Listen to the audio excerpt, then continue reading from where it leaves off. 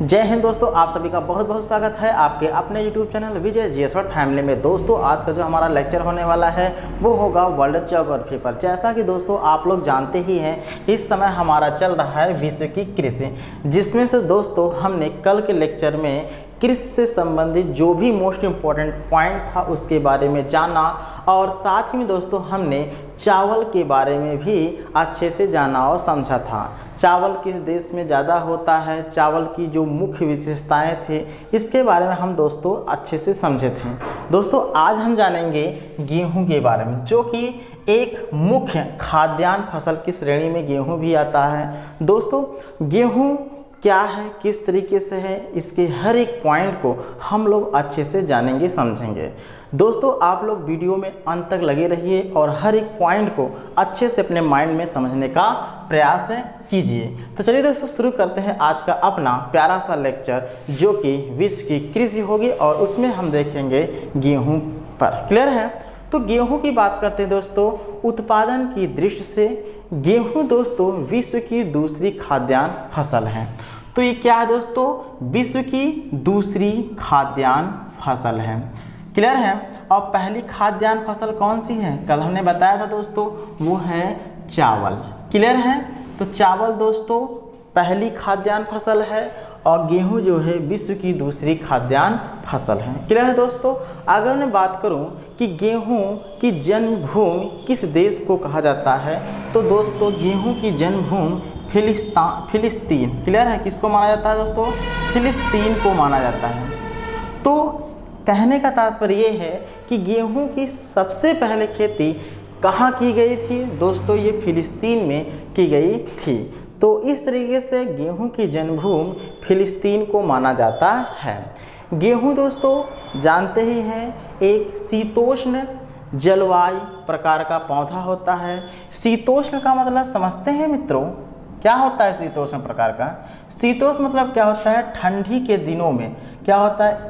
ठंडी वाला एक प्रकार से यह पौधा है, और ये ठंड में दोस्तों यानी इसका विकास बहुत ही अच्छे तरीके से होता है। क्लियर है? इस तरीके से दोस्तों कुछ किसान भाई ऐसे ही बोलते हैं कि अगर ठंड ना पड़े तो खेती जो होती है गेहूं की बेकार हो जाती है। कुछ ऐसे बोलते हैं, हालांकि सही भी है, जितना अच्छा ठंड रहता उतनी बढ़िया गेहूं की खेती होती है। क्लियर है दोस्तों? तो चलिए दोस्तों एक प्रश्न बताना है आपको कमेंट बॉक्स में। भारत में, क्लियर है, भारत में गेहूं सबसे ज़्यादा किस राज्य में होता है और चावल किस राज्य में होता है? क्लियर है? क्योंकि ये मोस्ट इम्पॉर्टेंट है खाद्यान्न फसल, इसलिए इस पे हमने चर्चा भी किया है। तो किसके बारे में बताना है दोस्तों? गेहूं और चावल भारत के किन किन राज्यों में सबसे ज़्यादा होता है? क्लियर है? इस प्रश्न का आंसर देना है। और गेहूं कब किस महीने में बोई जाती है और कब काटी जाती है, इस प्रश्न का भी आंसर आपको कमेंट बॉक्स में देना है। क्लियर है दोस्तों अगर मैं बात करूं किसकी, गेहूं की, क्लियर है, तो गेहूं को टेम्परेचर कितना चाहिए इसको उगने के लिए?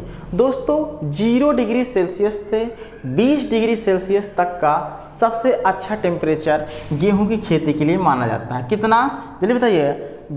10 डिग्री सेल्सियस से 20 डिग्री सेल्सियस। क्लियर है? जो कि बहुत कम एक प्रकार से होता है। तो 10 से 20 डिग्री सेल्सियस तक का इससे टेम्परेचर अगर मिल जाता है गेहूं के पौधे को, तो समझ लीजिए वो गेहूं बहुत ही अच्छा होता है। अगर मैं बात करूं कि विश्व में गेहूं उत्पादन करने वाला सबसे ज़्यादा कौन सा देश है, तो विश्व में सबसे ज़्यादा गेहूं दोस्तों चीन में होता है। कहाँ होता है मित्रों?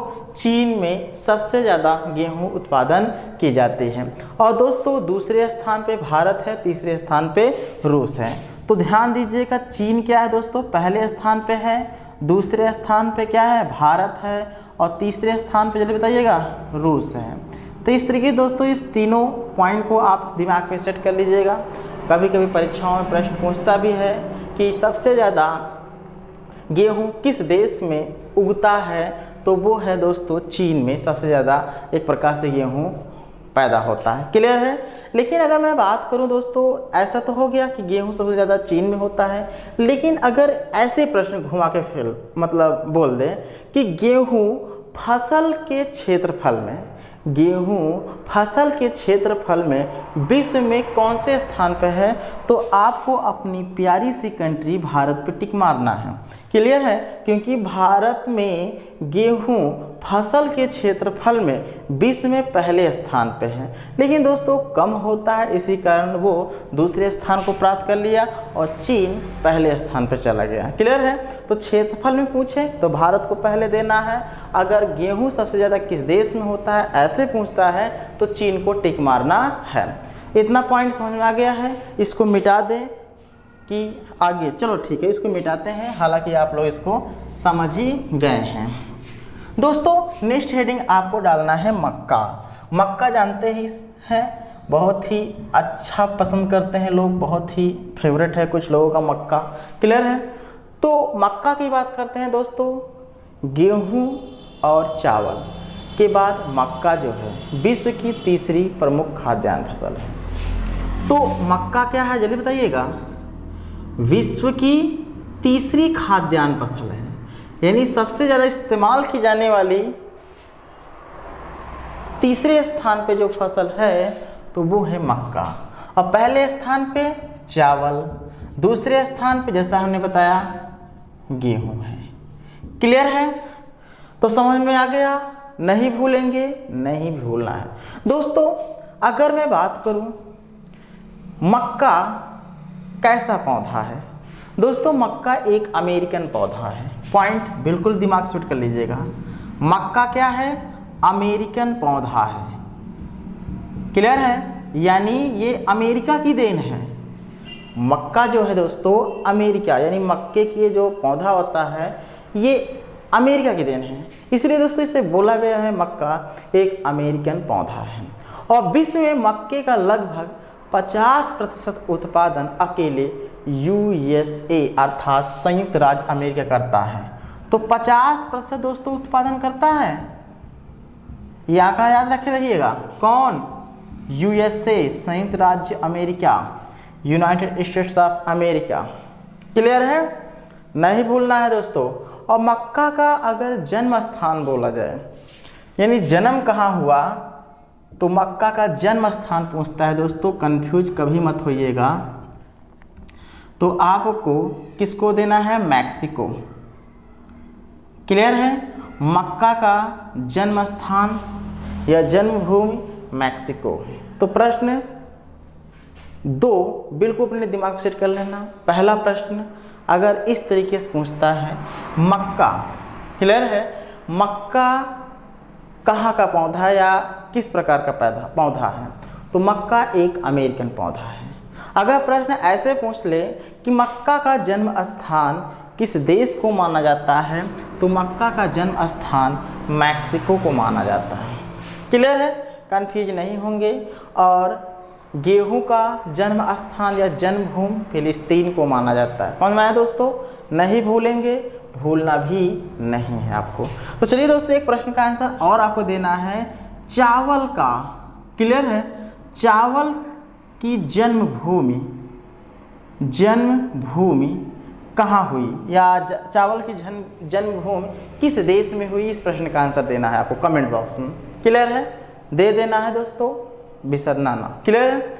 मक्का का जन्म स्थान दोस्तों किसको माना गया है? मैक्सिको को माना। और अगर मैं बात करूं सबसे ज़्यादा मक्का किस देश में होता है, तो हमने अभी अभी बताया कि सबसे ज़्यादा मक्का दोस्तों 50% USA करता है, यानी यूनाइटेड स्टेट्स ऑफ अमेरिका करता है। क्लियर है? और दोस्तों दूसरे स्थान पे चीन है और तीसरे स्थान पे क्या है? भारत है। क्लियर है? ब्राज़ील है, सॉरी। तो दूसरे स्थान पे कौन है दोस्तों? चीन है और तीसरे स्थान पे ब्राज़ील है। क्लियर है? जो कि दक्षिण अमेरिका का एक देश है। क्लियर है? कोई दिक्कत नहीं होना चाहिए दोस्तों। अब आपको नेक्स्ट हेडिंग क्या डालना है? ध्यान दिए, नेक्स्ट हेडिंग आपको डालना है गन्ना। क्या डालना है? गन्ना। क्लियर है? लेकिन दोस्तों इसमें एक पॉइंट आपको और भी दिमाग पे सेट करना है। संयुक्त राज्य अमेरिका में मक्का का सबसे ज़्यादा उत्पादन होने के बावजूद दोस्तों मक्का का मध्य अफ्रीका देशों में मुख्य भोजन के रूप में उपयोग होता है। तो प्रश्न पूछ सकता है कि वह कौन सा ऐसा देश है जहां पर, क्लियर है, मक्का मुख्य भोजन के रूप में उपयोग किया जाता है। तो आपको कौन सा देश बताना है, जल्दी बताइएगा। अभी अभी मैं बताया मध्य अफ्रीका को। क्या देना है आंसर, मध्य अफ्रीका। समझ में आया? तो मध्य अफ्रीका क्या है, या मध्य अफ्रीका में मक्का मुख्य भोजन के रूप में उपयोग किया जाता है। क्लियर? नहीं भूलेंगे, भूलना भी नहीं है दोस्तों। पॉइंट हर एक समझ गए हैं। नेक्स्ट आपको हेडिंग डालना है गन्ना। तो चलिए प्रश्न गन्ना, पहला पॉइंट ये याद रखना है कि गन्ना जो है दोस्तों, ये विश्व में कुल जो चीनी हो, देखिए चीनी जो होता है गन्ना से बनता है ना, जानते ही हैं। और गन्ना आप लोग गांव में देखे भी होंगे और उसका इस्तेमाल भी किए होंगे शरबत के रूप में। हाँ, कुछ लोग वैसे ही गन्ने का रस ले लेते हैं। हाँ, तो इस तरीके से विश्व में कुल चीनी, दोस्तों मैं चीनी यदि बोलूँ या शक्कर बोलूँ या शुगर बोलूँ तो कन्फ्यूजन है, तीनों के एक ही नाम है। चीनी, शक्कर, शुगर एक ही चीज़ है। क्लियर है? ये इंग्लिश है शुगर, हाँ, और चीनी शक्कर वैसे बोलते रहते हैं। कुछ लोग शक्कर बोल दिए, उनको समझ नहीं आता शक्कर क्या है यार। हाँ, तो चीनी, शक्कर, शुगर का समझते रहिएगा दोस्तों। विश्व में कुल चीनी अर्थात शक्कर का उत्पादन 60 से 70% रेशियो याद रखिए गन्ने से प्राप्त किया जाता है।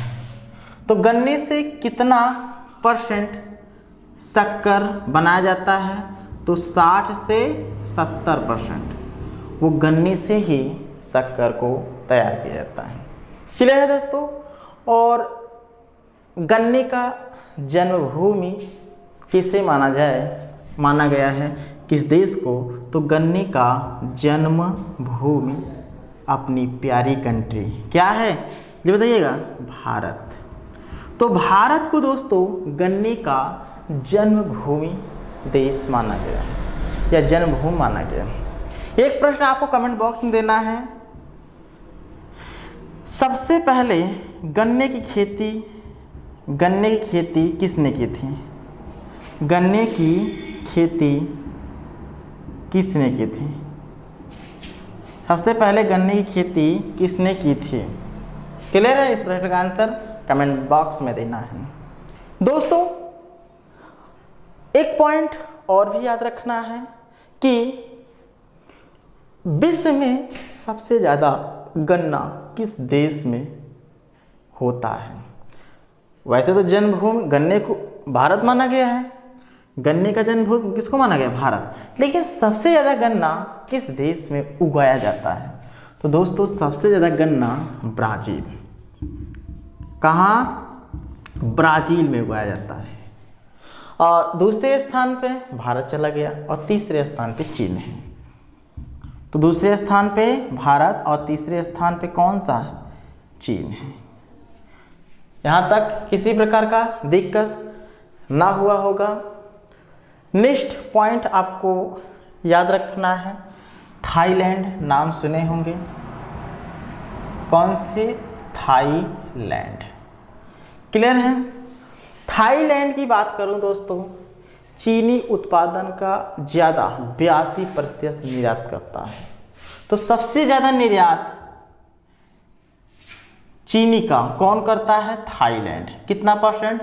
82%, याद रखें। तो सबसे ज़्यादा निर्यात कौन सा देश करता है? चीनी। तो थाईलैंड 82%। दोस्तों प्रश्न और भी पूछता है, चीनी का कटोरा किसे कहा जाता है? किस देश को? चीनी का कटोरा बहुत सारी परीक्षाओं में प्रश्न पूछा भी है। चीनी का कटोरा किसे कहते हैं? तो दोस्तों चीनी का कटोरा क्यूबा देश को कहा जाता है। तो क्यूबा में गन्ना उत्पादन प्रमुख रूप से होता है। क्यूबा में गन्ने का उत्पादन प्रमुख रूप से होता है, जिससे चीनी प्राप्त की जाती है गन्ने से। और इसे ही दोस्तों विश्व की चीनी का कटोरा कहता है। तो विश्व की चीनी कटोरा किसे कहा जाता है? क्यूबा को कहा जाता है। क्लियर है? किसे कहा जाता है? क्यूबा को कहा जाता है। समझ में आ गया? मिटाएं। अब चलिए नेक्स्ट हेडिंग आपको डालना है चुकंदर। चुकंदर कौन कौन खाया है? देखने में बहुत सुंदर लेकिन खाने में थोड़ा अजीब है, लेकिन है तो बहुत फायदेमंद। सब लोग जानते हैं। क्लियर है? तो चुकंदर की बात कर रहा है। क्लियर है? तो विश्व में चीनी के कुल उत्पादन का 30 से 40% भाग चुकंदर से प्राप्त किया जाता है।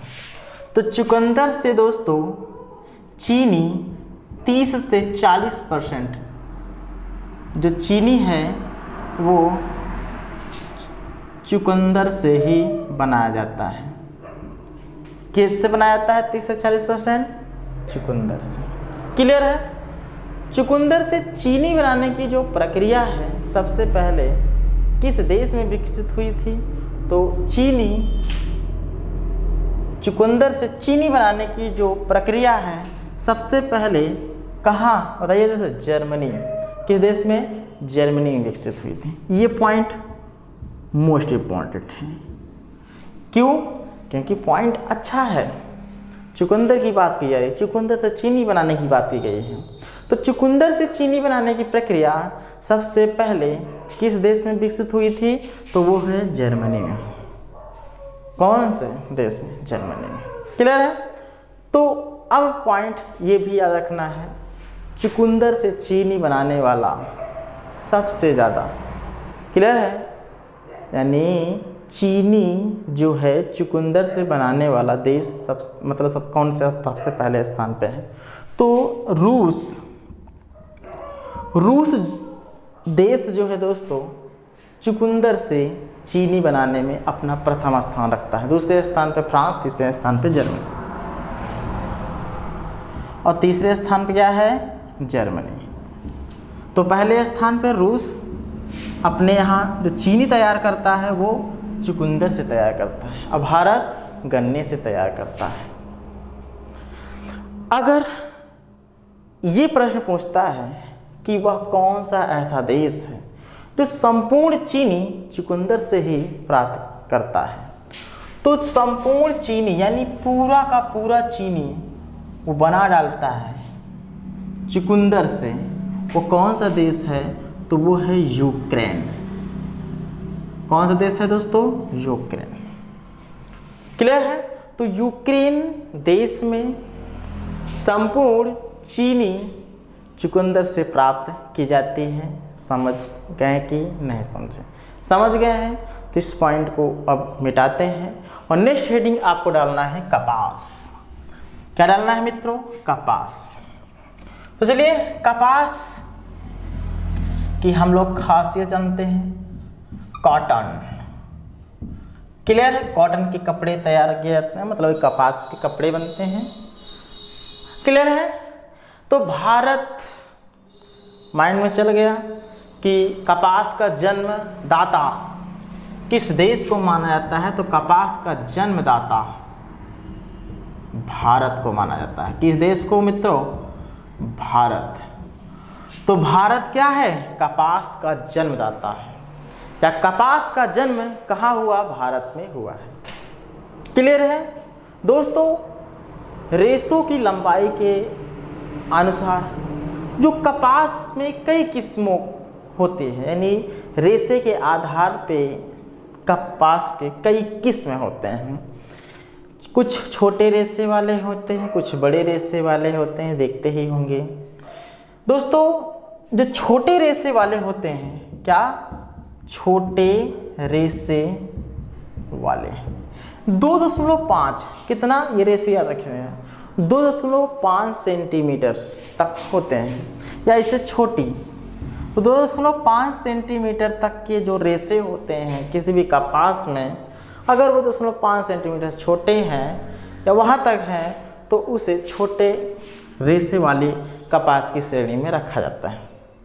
इस प्रकार की कपास को, छोटे रेशे वाली कपास को भारत, क्लियर है, भारत हुआ, चीन हुआ, उसमें उगाया जाता है। यानी भारत और चीन दो देशों में छोटे रेशे वाले कपास उगाए जाते हैं। क्लियर है। अगर बात किया जाए मध्य रेशे वाले, मध्य रेशे वाले, क्लियर है। तो मध्य रेशे वाले की बात करते हैं। इसमें जो कपास की लंबाई बताई गई है वो 3.75 या 375 सेंटीमीटर से 5 सेंटीमीटर तक बताई गई है। तो 3.75 cm से 5 सेंटीमीटर, तो इतनी तक की अगर लंबाई की कोई भी कपास का रेशा है तो वो मध्य रेशे वाली कपास की श्रेणी में होते हैं। क्लियर है। और विश्व में अधिकांश इसी तरह की कपास दोस्तों उगाई जाती है, यानी मध्य रेशे वाली कपास को। इस प्रकार की कपास का जो उत्पादन नील नदी से लगे देशों में किया जाता है। कहाँ किया जाता है? नील नदी। तो चलिए दोस्तों, इस प्रश्न का भी आंसर देना है, क्योंकि हमने उसी प्रश्न का आंसर पूछेंगे जो हमने आपको पढ़ाया है। नील नदी का जो निर्माण हुआ है किन दो नदियों के संयुक्त धाराओं से हुआ है, और वो दो नदियाँ किस जगह जाकर मिलती हैं आपस में, उस जगह का नाम बताना है, और मिलने के बाद वह नील नदी कहलाती है। तो जानते ही हैं। तो ये प्रश्न का आंसर कमेंट बॉक्स में देना है, हर एक प्रश्न का आंसर। क्लियर है। तो दोस्तों, हमने क्या बताया अभी कि इस प्रकार के कपास का जो उत्पादन है वो नील नदी से लगे देशों में किया जाता है। इसे मिस्र की कपास भी कहा जाता है, मध्य रेशे वाली कपास को। तो क्या कहा जाता है दोस्तों? मिस्र की कपास। तो मिस्र की कपास मध्य रेशे वाली कपास को कहते हैं। अगर मैं बात करूं विश्व में सबसे ज़्यादा कपास किस देश में होता है, तो दोस्तों वो चीन जो है सबसे ज़्यादा कपास पैदा कर देता है, और भारत फिर तीसरे स्थान संयुक्त राज्य अमेरिका। तो दूसरे स्थान पे भारत है और तीसरे स्थान पे संयुक्त राज्य अमेरिका है। क्लियर है। कोई दिक्कत नहीं होना चाहिए। अगर प्रश्न इस तरीके से पूछ लें कि सबसे ज़्यादा नहीं, ऐसा पूछता है कि कपास का जन्मदाता किस देश को माना जाता है, तो भारत, और सबसे ज़्यादा कपास किस देश में होता है, तो वो चीन, दूसरे स्थान भारत है। क्लियर है दोस्तों। प्रति हेक्टेयर कपास के उत्पादन में ऑस्ट्रेलिया पहले स्थान पे है। ऐसे प्रश्न पूछें कि प्रति हेक्टेयर कपास के उत्पादन में कौन सा देश पहले स्थान पे है, तो आपको आंसर क्या देना है जल्दी बताइएगा। प्रति हेक्टेयर उत्पादन की, तो वो है ऑस्ट्रेलिया। क्या है दोस्तों? ऑस्ट्रेलिया। कोई दिक्कत नहीं होना चाहिए। एक प्रश्न का आंसर आपको कमेंट बॉक्स में देना है। ऑस्ट्रेलिया में कौन सा घास का मैदान पाया जाता है? ऑस्ट्रेलिया में घास का मैदान किसे कहते हैं, कहाँ पाया जाता है? क्लियर है। ये पॉइंट बताना है, या घास के मैदान क्या बोलते हैं, ऐसे बोल सकते हैं। कोई दिक्कत नहीं होना चाहिए दोस्तों। मैंने क्या होता है, प्रति हेक्टेयर कपास के उत्पादन में ऑस्ट्रेलिया पहले स्थान रखता है, पहला स्थान रखता है। और लावा से जिन मैदानों का दोस्तों जन्म हुआ है, उन मैदानों पर कपास की खेती सबसे ज़्यादा होती है।